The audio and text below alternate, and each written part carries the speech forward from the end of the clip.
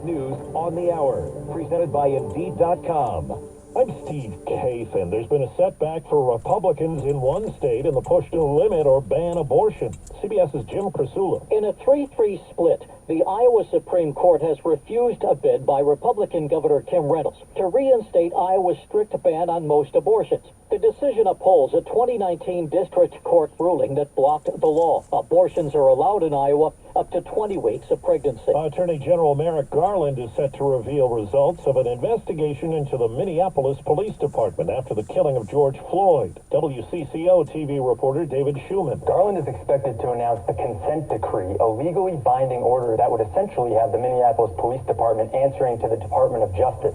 Community members here who were involved in the investigation see a consent decree as a significant step toward police accountability and a change of culture. At least 3 deaths reported in the Texas Panhandle after a tornado tore through last night. Tornado destruction in Lawton, Oklahoma includes the apartment Jason Tarrin had just moved into. I've been here less than 24 hours. I ran inside, got my dog, went to the bathtub, and we waited it out. And at least 1 death blamed on a tornado reported in Florida's Panhandle.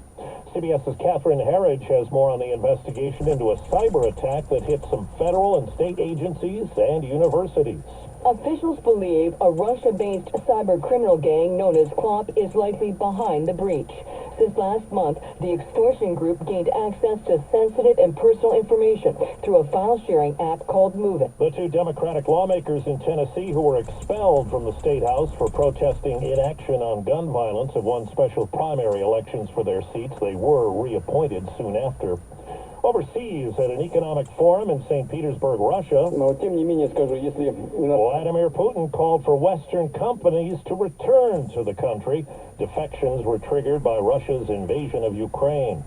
On the Health Watch, CBS's Michael George tells us there's evidence breastfeeding may be beneficial for more than just the child. Breastfeeding may help mothers avoid type 2 diabetes.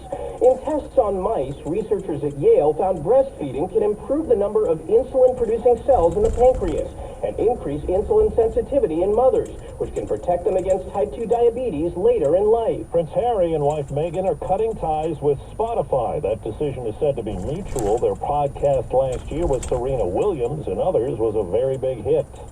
Wall Street, right now the Dow is up 23 points. The S&P is up 4.